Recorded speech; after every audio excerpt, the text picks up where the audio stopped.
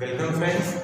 Online lecture सिरीजमध्ये जे current unit आपण पाहत आहोत इनहेरिटन्स अँड व्हेरिएशन, यामध्ये याआधी आपण सेक्स डिटर्मिनेशन हा टॉपिक डिस्कस केलेला आहे आणि सेक्स डिटर्मिनेशन नंतर आता आपल्याला पुढचा टॉपिक पाहायचा आहे जो आहे लिंकेज आणि क्रॉसिंग ओव्हर.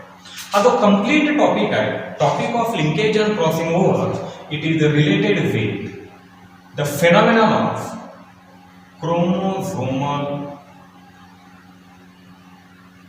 crossing over.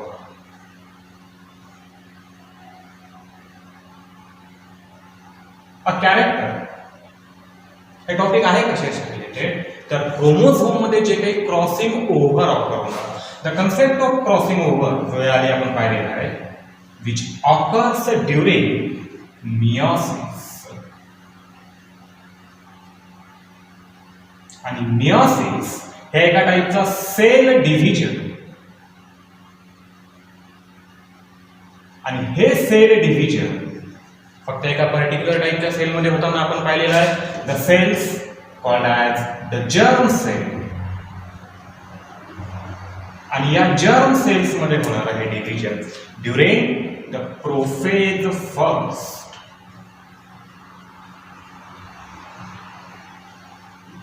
या पर्टिक्युलर स्टेजला जे काही होमोलॉगस क्रोमोझोम आहेत, हे होमोलॉगस क्रोमोझोम एकमेकांसोबत क्रॉसओव्हर होतात, जेनेटिक मटेरियल एकमेकांसोबत एक्सचेंज करतात, आणि याच प्रोसेसमध्ये आपल्याला दिसून येते लिंकेज आणि क्रॉसिंग ओव्हर. हे आपण पाहणार आहोत. ठीक आहे. So starting with the basic concept of chromosome. हा पूर्ण जो पार्ट आहे हा क्रोमोझोमशी रिलेटेड आहे, कारण क्रोमोझोम जो आहे याचे स्ट्रक्चर हे आपण याआधी स्टडी केलेलं आहे. अ सिंगल मायटॉटिक क्रोमोझोम हा आपण या पद्धतीने रिप्रेझेंट केला होता. ठीक आहे. जिथे इथे आपण दाखवलेला आहे centromere, and along with centromere we have these two different are called as chromatids.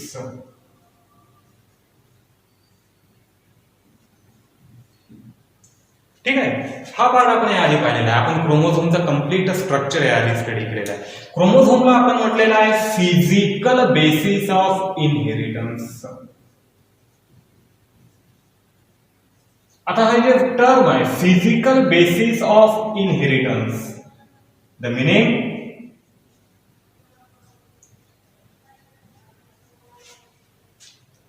जे काही जीन आहे, जे काही अलील आहेत, the presence of gene and Aleel.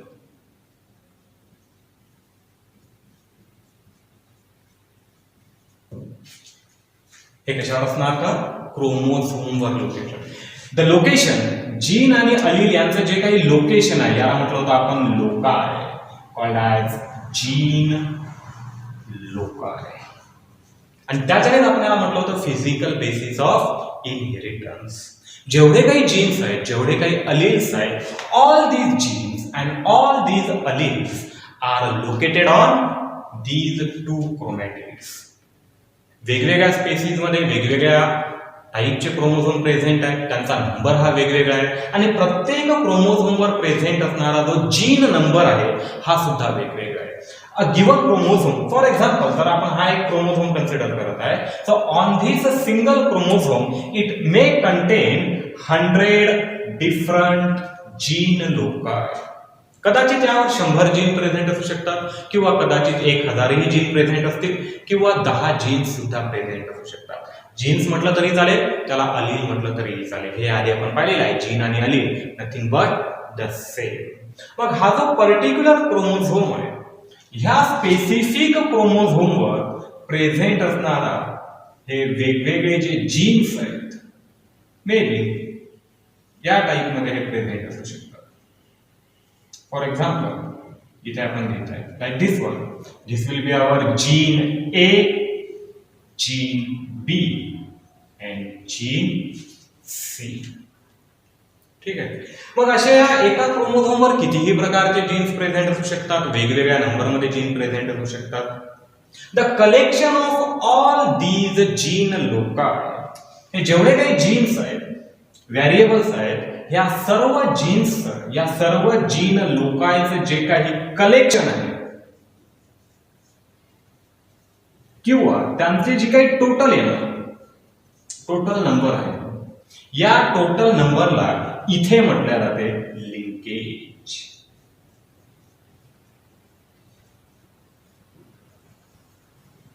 Linkage म्हणजे काय? The number of all the genes present on a given chromosome is called as gene linkage. पण हे जीन कुठे असायला पाहिजे? All the genes should be present in a same chromosome और a single chromosome. For example, जर आपण ह्युमनचं example घेता, आपल्याला माहिती आहे की यामध्ये टोटल नंबर ऑफ क्रोमोझोम 46 हा झाला डिप्लॉइड सेट.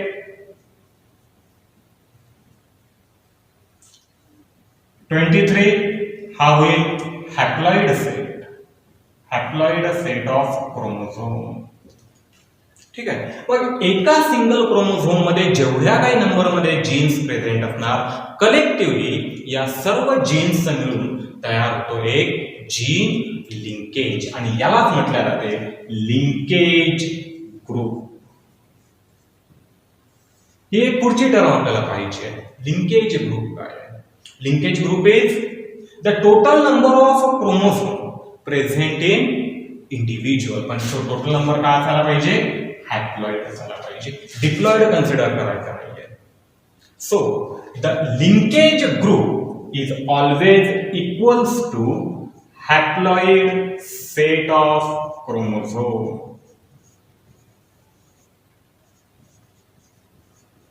जेवढे काही क्रोमोझोम्स प्रेझेंट आहेत, या क्रोमोझोम्सचा जो हॅप्लॉइड सेट आहे, denoted by symbol small N, या सर्व क्रोमोझोम पासून तयार होणार ते लिंकेज ग्रुप. म्हणजे आपल्यामध्ये इन केस ऑफ ह्युमन जो लिंकेज ग्रुप आहे किती राहणार? 23. आणि ह्या प्रत्येक क्रोमोझोम मध्ये जेवढे काही जीन्स प्रेझेंट असणार, हे सर्व जीन एकमेकांना अटॅच असणार, एकमेकांसोबत लिंक असणार. त्यांच्या या अटॅचमेंटला, त्यांच्या या लिंकिंगला म्हटल्या जाते जीन लिंकेज. आपला हा पार्ट या जीन लिंकेजचे कॅरेक्टर यामध्ये स्टडी करायचे आहेत. ठीक आहे. सो सुरुवात कुठून केली होती आपण? क्रोमोझोम पासून. स्ट्रक्चर ऑफ क्रोमोझोम आपण पाहिलेलं आहे, आणि it is referred as a physical basis of inheritance. का म्हटलेलं आहे physical basis of inheritance? As it contain the location of gene and allele. जे काही जीन प्रेझेंट आहे, जे काही अलील प्रेझेंट आहे, हे न्यूक्लियसच्या आतमध्ये किंवा सेलच्या आतमध्ये प्रेझेंट असतात. ते एका फिजिकल फॉर्म मध्ये, ज्याला म्हटलं जातं क्रोमोझोम. आणि यांचं जे लोकेशन आहे त्याला म्हटलेलं आहे आपण gene loci. So total number of gene loci यांच्यापासून तयार होणार तो linkage. Like A is linked with B. A आणि बी मध्ये एक लिंकेज प्रेझेंट आहे. Similarly B is linked with C. हा बी सुद्धा सी सोबत लिंक्ड आहे. At the same time A is also linked with C. जेवढे काही जीन्स प्रेझेंट असतील, हे सर्व जीन्स एकमेकांना अटॅच असतात, एकमेकांना लिंक्ड असतात. ही जी टर्म आपण पाहतो, the term of variation. Variation that is difference. During the time of inheritance आपण पाहिलेलं आहे की दोन वेगवेगळ्या टाईपचे कॅरेक्टर इनहेरिट होताना दिसून येतात आपल्याला, कॉम्बिनेशन मध्ये दिसून येतात. पहिल्या टाईपचे पॅरेंटल, की जसे पॅरेंट मध्ये आहे तेच character in the same form हे आपल्याला दिसून येतात नेक्स्ट प्रोजेनी मध्ये. पण दुसऱ्या टाईपचे recombinant,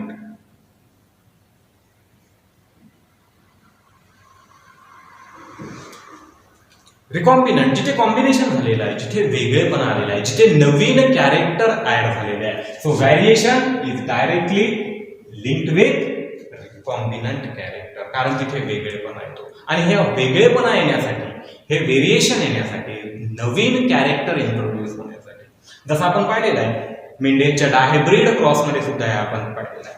like this one, capital Y capital R capital R, हे टोटली पॅरेंटल कॅरेक्टर आहेत दोन्हीही साठी. Seed colour as well as seed shape. त्याच पद्धतीने स्मॉल वाय स्मॉल आर हे पॅरेंटल कॅरेक्टर होते. पण ऍट अनदर टाइम आपल्याला काही वेगळ्या टाईपचे कॅरेक्टर सुद्धा मिळाले होते, like capital Y small R. आता हे पॅरेंटल कॅरेक्टर नाही आहेत, हे कॉम्बिनेशन दोन्हीही पॅरेंट मध्ये प्रेझेंट नव्हते, हे आपण डिटेल मध्ये पाहिलेलं आहे. Similarly small Y capital R या टाईपच्या कॅरेक्टरला आपण म्हटलेलं आहे रिकॉम्बिनंट कॅरेक्टर. आणि हे रिकॉम्बिनंट कॅरेक्टर अपिअर होणे म्हणजे इनहेरिटन्स मध्ये व्हॅरिएशन आहे, इनहेरिटन्स मध्ये वेगळेपणा आहे. आणि हा वेगळेपणा काय येतो त्यासाठी रिस्पॉन्सिबल आहे phenomenon of linkage, character of linkage. हे आपल्याला पूर्णपणे समजून घ्यायचं आहे, पूर्णपणे अंडरस्टँड करायचं आहे. पण त्याआधी हा कन्सेप्ट क्लिअर होणे अतिशय आवश्यक आहे. Without understanding the proper basics of chromosome. Chromosome कशाला म्हटलेला आहे, या क्रोमोझोमचं काम काय आहे, हा क्रोमोझोम कुठे आहे, कोण्या फॉर्म मध्ये प्रेझेंट आहे, आणि त्याचं अलील किंवा जीन यांच्यासोबत असणारं रिलेशन काय आहे, हे कळाल्याशिवाय आपल्याला हा कन्सेप्ट ऑफ लिंकेज आणि हे लिंकेज ऑकर होण्यासाठी रिस्पॉन्सिबल असणारा क्रॉसिंग ओव्हर, ज्यामधून जीन एकमेकांमध्ये सेपरेट होतात, ते सुद्धा आपल्याला यानंतर बघायचं आहे. The separation of gene is totally depend upon the linkage between they. हे पाहणार. तर सर्वात आधी what does it mean by linkage. Linkage याला आपल्याला आता डिफाइन करायचं आहे एका युनिक वे. लिंकेज कशाला म्हणणार आपण. So this linkage is defined as a tendency. Shortly linkage कशाला म्हणणार, द टेंडन्सी ऑफ जीन्स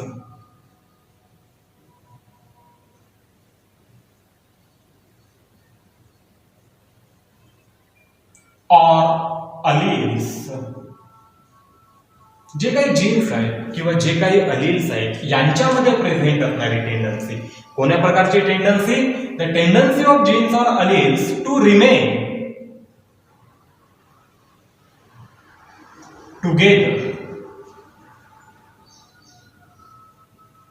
एकमेकांच्या सोबत राहण्याची टेंडन्सी विदाउट सेपरेशन, एकमेकांपासून सेपरेट न होता ड्यूरिंग इनहेरिटन्स.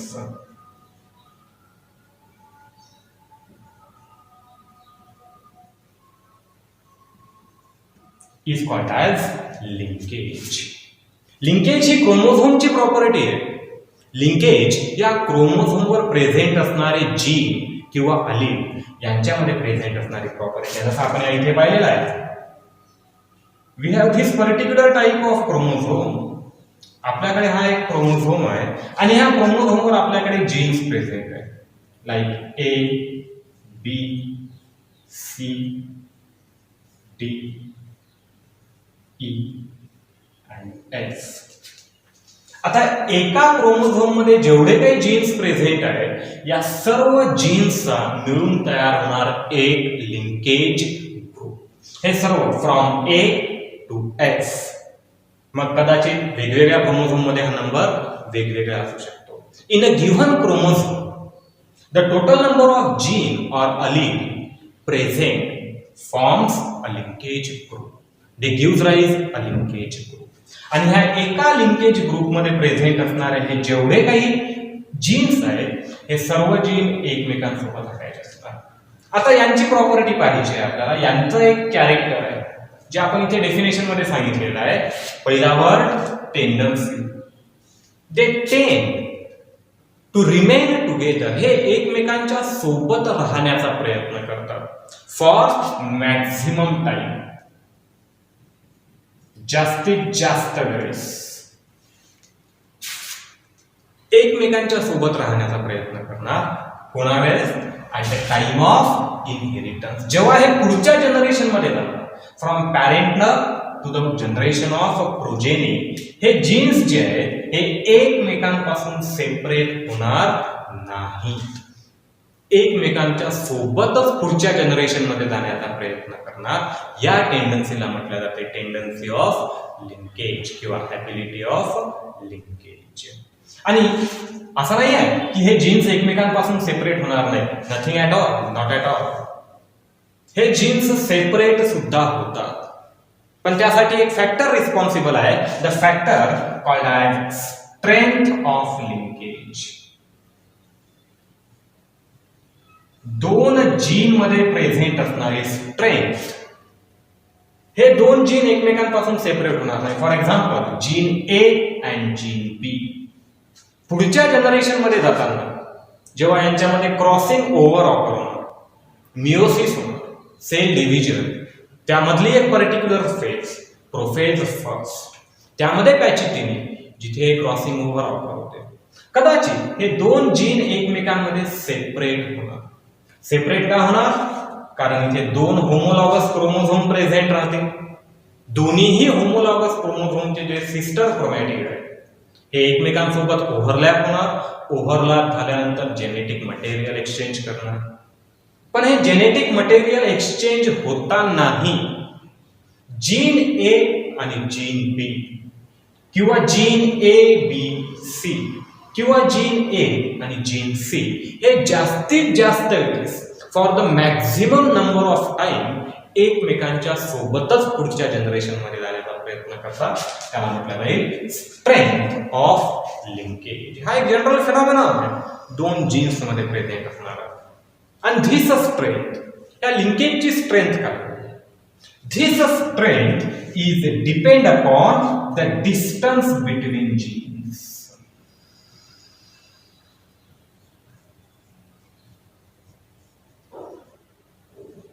जे काही जीन्स आहेत या जीन्स मध्ये डिस्टन्स जे प्रेझेंट आहे हे या डिस्टन्सवर डिपेंड असणार. म्हणजे द स्ट्रेंथ ऑफ लिंकेज किती टाइटली लिंक्ड आहे किंवा लूजली लिंक्ड आहे. तर इथे आपण पाहिलं तर जीन ए आणि जीन बी हे दोन एकमेकांसोबत टाइटली लिंक्ड आहे, दे शो अ टाइट लिंकेज.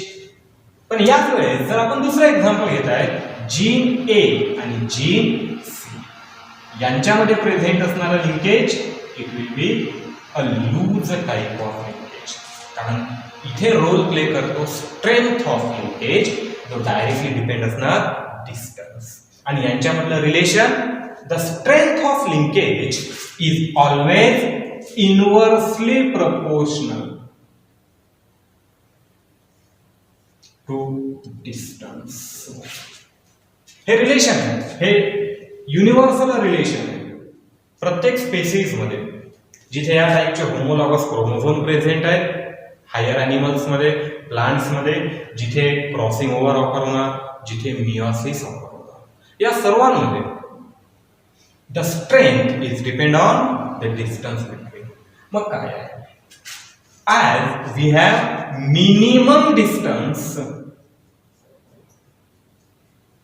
जेवढं कमीत कमी डिस्टन्स असेल स्ट्रेंथ ही तेवढी जास्त असेल. जसं इथून दिसून येईल आपल्याला ए आणि बी या दोघांमधलं जे काही रिलेटिव्ह डिस्टन्स आहे हे डिस्टन्स कमी आहे as compare to the distance between A and C. Okay, मग जेवढा कमी डिस्टन्स असणार या क्रोमोझोमवर प्रेझेंट असणाऱ्या दोन जीन्स मध्ये तेवढी त्यांच्यामधली स्ट्रेंथ जास्त असेल.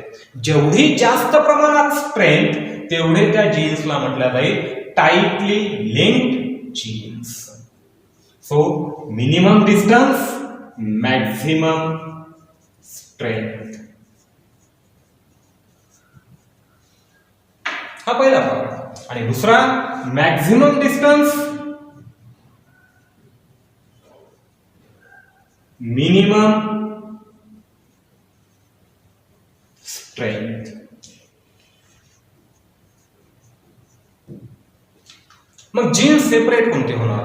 पुढच्या जनरेशन मध्ये इनहेरिट होताना जर हे तीन जीन्स कन्सिडर केले, सो मॅक्झिमम टाइम ए आणि बी हे एकमेकांच्या सोबतच इनहेरिट होतील. कारण यांच्यामध्ये डिस्टन्स कमी आहे. डिस्टन्स कमी आहे it means they show a maximum strength to remain together, जे आपण इथे म्हटलेलं आहे. हा टेंडन्सी टू रिमेन टुगेदर, पण ही टेंडन्सी डिपेंड आहे स्ट्रेंथवर. ए आणि सी हे सुद्धा टेंडन्सी दाखवण्याचा प्रयत्न करतात एकमेकांच्या सोबत राहण्याचा, the tendency to remain together. पण इथे ही टेंडन्सी थोडी कमी होणार पुढच्या जनरेशन मध्ये जाताना. कमी होणार कारण they show a relatively lower strength with compare to A and B. So the ability between these two genes A and B या दोघांची जी ability आहे पुढच्या जनरेशन मध्ये इनहेरिट होण्याची,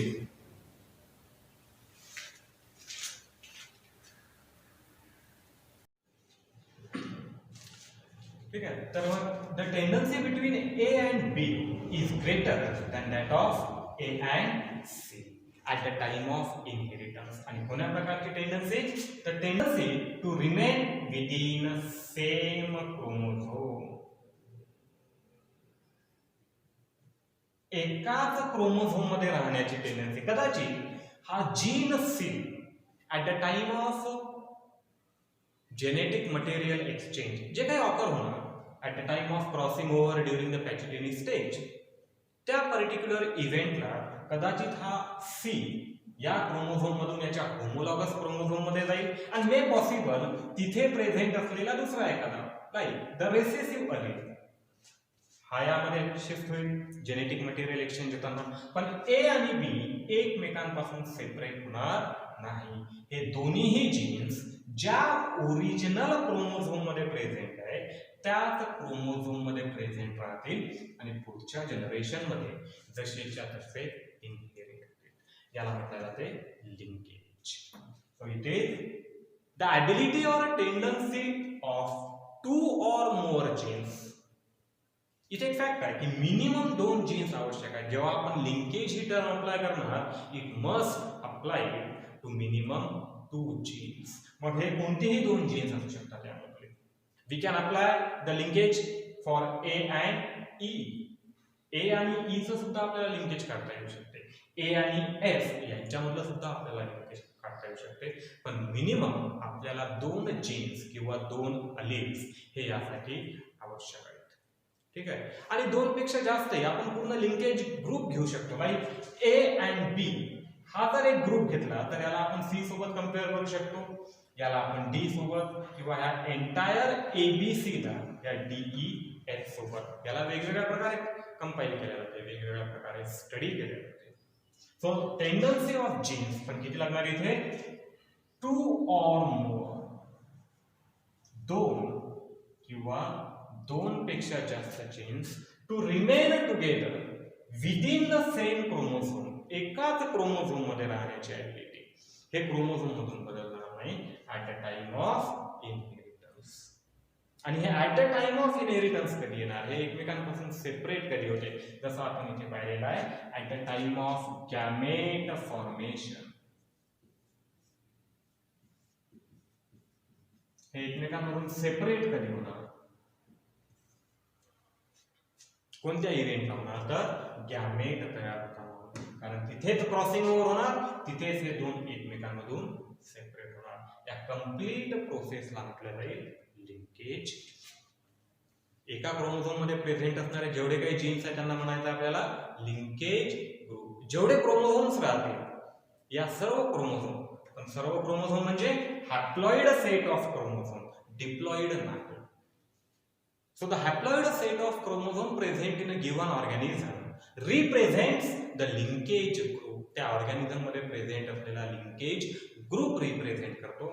आणि या प्रत्येक लिंकेज ग्रुप मध्ये जेवढे काही इंडिव्हिज्युअल क्रोमोझोम प्रेझेंट असणार, all these individual chromosome contain different gene loci. आणि ह्या वेगवेगळ्या जीन लोकायमध्ये एकाच क्रोमोझोम मध्ये प्रेझेंट असणारे जेवढे काही जीन्स आहेत या सर्व जीन्स मध्ये depending on the strength that is minimum or maximum distance, किती प्रमाणात डिस्टन्स प्रेझेंट आहे. आता हे जे डिस्टन्स आहे जीन मधलं हे जीन मधलं डिस्टन्स काउंट करण्यासाठी एक युनिट आहे, त्या युनिटला म्हटलं जाते Morgan unit.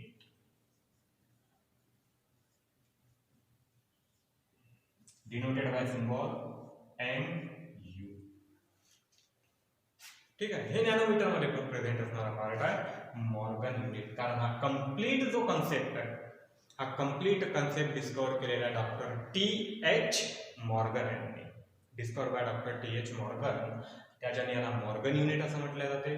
So depending on Morgan unit, suppose in case of A and B the distance is 1 Morgan unit and A and C the distance is 3 Morgan unit.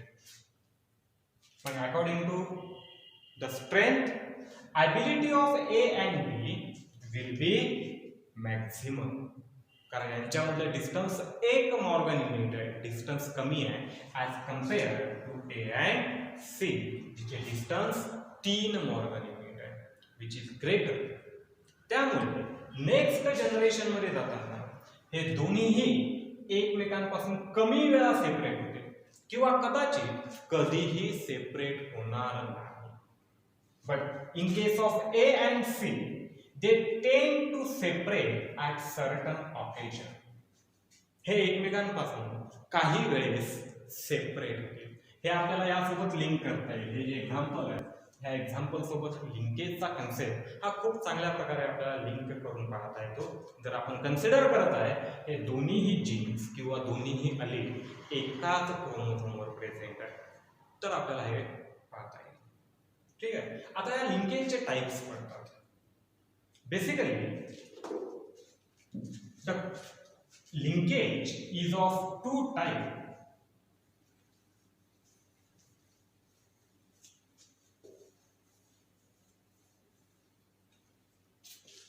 याचे 2 type पडले जातात.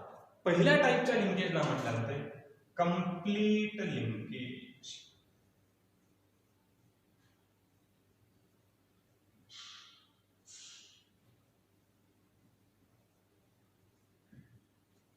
Okay, complete linkage, the linkage present between 2 jeans.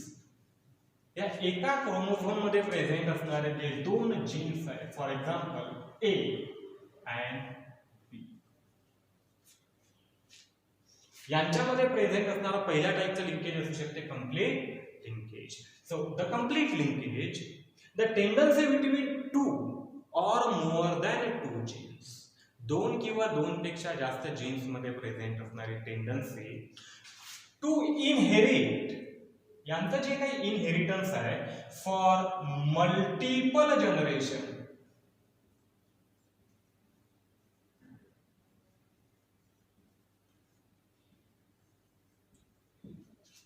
For example multiple generation 15, 15, 20, 25 अशा multiple generation पर्यंत जेव्हा 2 किंवा 2 पेक्षा जास्त gene एकमेकांपासून सेपरेट न होता एकाच क्रोमोझोम मध्ये राहतात, तशा टाइपच्या लिंकेजला म्हटलं जाते कंप्लीट लिंकेज. फॉर एक्झाम्पल जर आपण म्हणत आहे की A आणि B यांच्यामध्ये प्रेझेंट असणारं लिंकेज हे कंप्लीट लिंकेज आहे, मग हे कंप्लीट लिंकेज होणार कधी? If A and B remain together.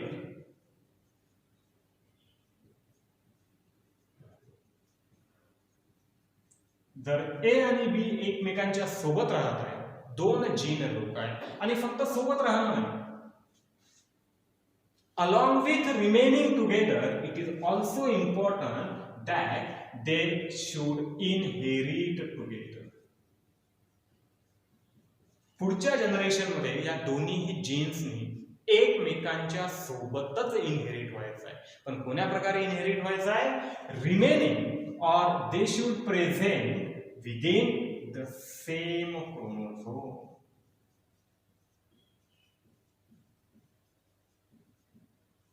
हा सर्वात महत्वाचा पार्ट आहे, मोस्ट इम्पॉर्टंट पार्ट आहे. एकाच क्रोमोझोम मध्ये प्रेझेंट राहून ज्या वेळेस 2 किंवा 2 पेक्षा जास्त जीन्स हे इनहेरिट होतात, तशा टाईपच्या लिंकेजला, या 2 जीन मधलं जे काही लिंकेज आहे या क्रोमोझोम मध्ये, याला म्हणायला आपल्याला कंप्लीट लिंकेज. जर आपण या आधीचा पार्ट याला अप्लाय करत आहे स्ट्रेंथ अप्लाय करत आहे, तर कम्प्लीट लिंकेजसाठी स्ट्रेंथ किती असायला पाहिजे? मिनिमम असायला पाहिजे की मॅक्सिमम असायला पाहिजे? Okay, so for complete linkage we have maximum strength.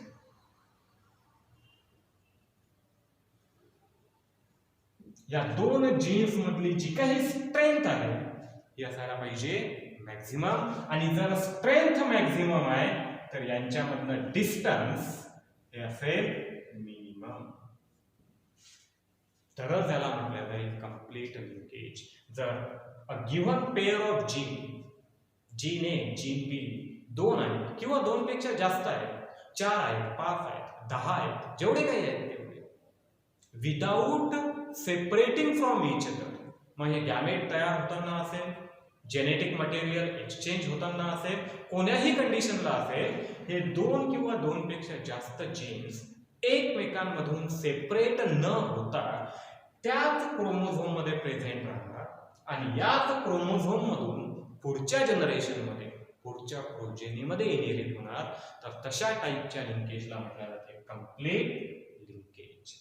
Complete linkage is always depend on the maximum strength and minimum distance between genes. काही जीन्स काही जनरेशन नंतर कदाचित सेपरेट होतील, 20 जनरेशन झाल्या, 25 जनरेशन झाल्या, मे बी हे दोन जीन्स एकमेकांमधून सेपरेट होतील, पण काही जीन्स कदाचित कधीही सेपरेट होणार नाही. पण आपल्याला नियर अबाउट 15 ते 20 जनरेशनचा इथे विचार करायचा आहे. जर एवढ्या जनरेशन पर्यंत हे जीन्स एकमेकांमधून सेपरेट होत नाही, एकमेकांसोबतच इनहेरिट होतात, एकाच क्रोमोझोम मध्ये प्रेझेंट राहतात, तर त्याला आपल्याला म्हणायचं आहे कम्प्लीट लिंकेज. आता हे कम्प्लीट लिंकेज कोणत्या टाईपच्या जीन्स मध्ये प्रेझेंट राहणार हे दिसून कुठे येते आपल्याला? The complete linkage is present on non homologous part of X and Y chromosome. The best example of complete linkage, the non-homologous part of X chromosome and the non-homologous part of Y chromosome. कारण हे non homologous part आहे, non homologous part असल्यामुळे यांच्यामध्ये genetic रिकॉम्बिनेशनचा जो phenomena आपण म्हणतो, the phenomenon of crossing over does not takes place in non-homologous part of X and Y chromosome. जर क्रॉसिंग ओव्हर नाही म्हणजे या दोन जीन्सला किंवा मल्टिपल जीन्सला एकमेकांमधून सेपरेट होण्याचा कोणताही चान्स नाही. हे जसेच्या तसे X आणि Y क्रोमोझोम मधून पुढच्या जनरेशन मध्ये इनहेरिट होते. अशा जीन्सला म्हटले जाते कम्प्लिटली लिंक्ड जीन्स किंवा कम्प्लीट लिंकेज. जसं हे पहिलं कम्प्लीट लिंकेज आहे, याच प्रकारे आपल्याकडे दुसरा जो काही लिंकेजचा टाईप येतो, इट इज इनकम्प्लीट लिंकेज.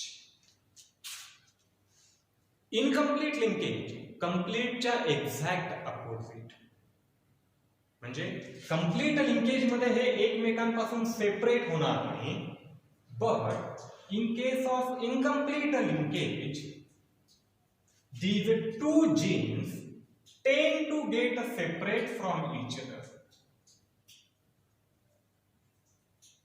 हे दोन जीन्स किंवा दोन पेक्षा जास्त जीन्स एकमेकांमधून सेपरेट होण्याचा प्रयत्न करतील, एकमेकांमधून सेपरेट होतील in several generation. For example